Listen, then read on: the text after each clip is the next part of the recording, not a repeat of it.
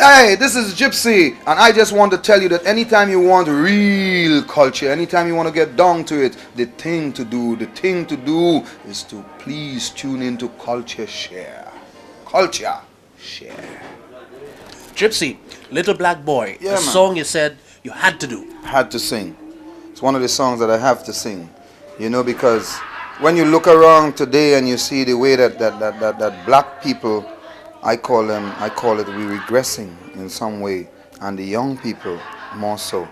I had to sing this song because I'm singing this song with all the love, for my race, love for my country, trying to see if there's some way that I could help to bring some sensibility back to what's happening to us. How long it took you to write it? Well, the song itself didn't take long to write because it's something I've been contemplating for a while.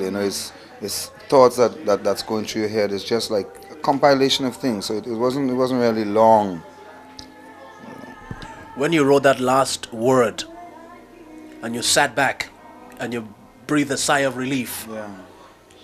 did you know it would have been a hit? I don't have the knack to determine a hit song, and I realized that over the years, But I know it would be a good song. I know it's something that has to be said. I know it's something that people would like.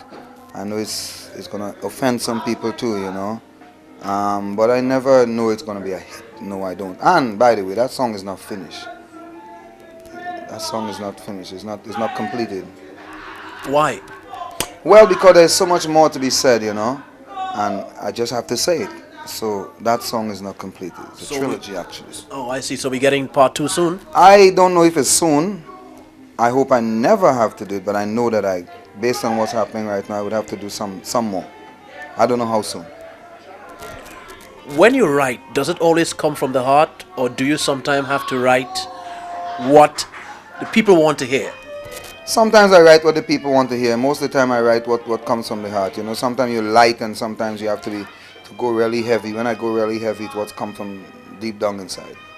When you're singing something to the crowd that they want to hear, does it take an extra bit of power from within you to deliver? Yes.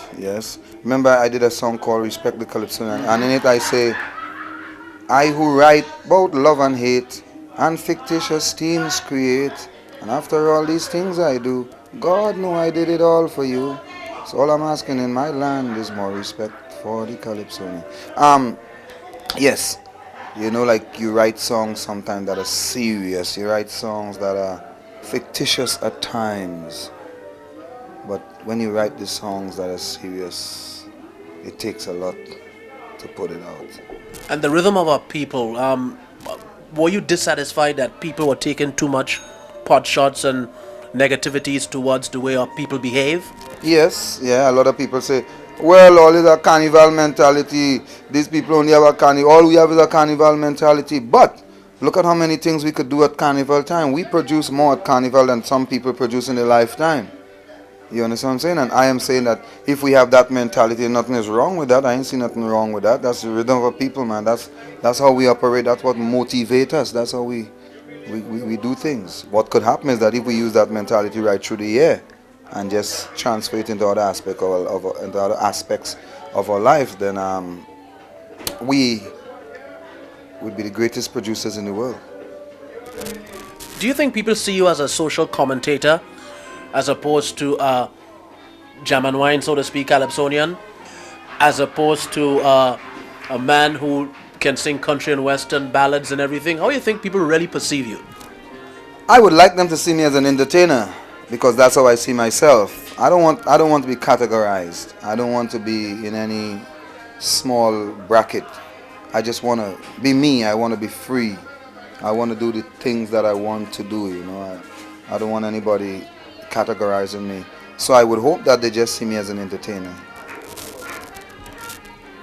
Do you think that the promoters dictate so much what the performers have to do within a limited space of time that the kind of repertoire that you'd like to delve into, you do not really get the opportunity to do so because you're always limited within a packaged show?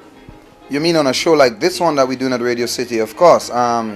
You have a time constraint here, and we as West Indian, we have when we have to do a show, we have to pack that show so much, in order to bring out the people, that you have so many entertainers on the show that's almost impossible. So I understand their predicament.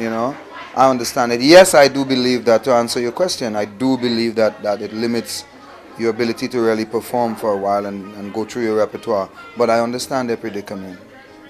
Are you a bit concerned that the young person who wants to delve into the calypso art form may not be too interested in the social commentary type of calypso, but would only concentrate on the soca dance calypso, and so maybe the future of social commentary may be in doubt?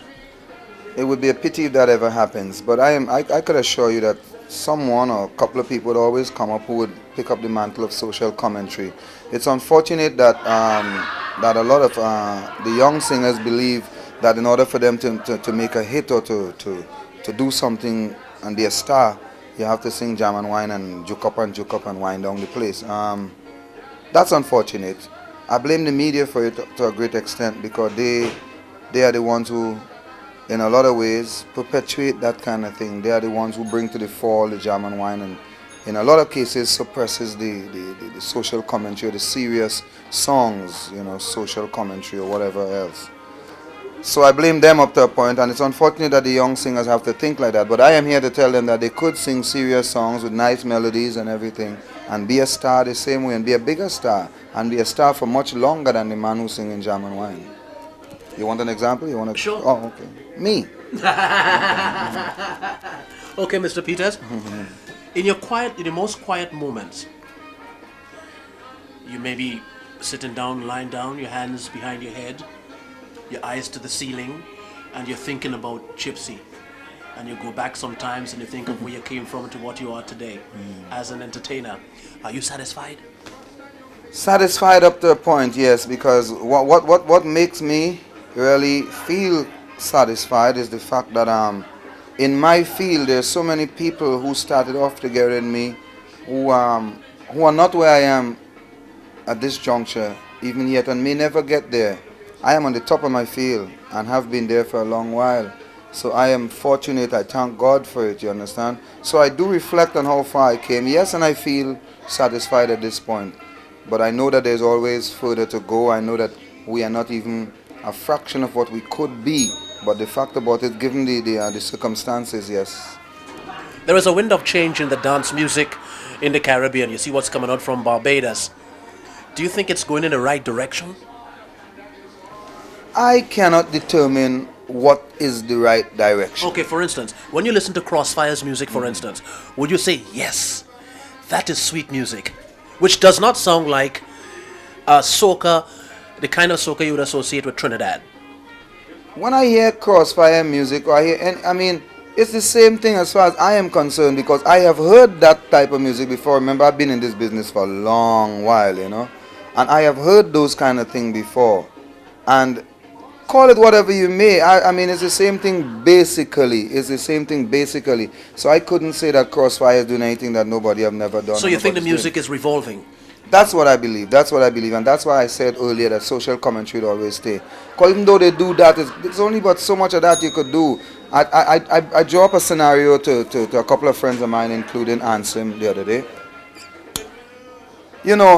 How long could a performer tell people to put your hand in the air and whine? 10 years from now, you lost the desire to tell people that. The people who was doing that 10 years ago, they lost the desire to put their hand up in the air, and the people who coming along, they're unwilling to do it. But if you are 50, 60, 70, 80, 90 years old, like Kitchener is, or Sparrow, or I'm not saying that they're have gone up in the bracket 50, 60, 70, right? Lion, these guys are still singing today, and that is only because of the type of songs that they sang before.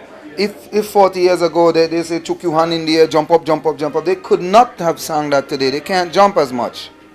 They would have been only singing a verse. And the people who jumped at that time can't jump now. I used to do the dog and I used to do the horse at one point in my life.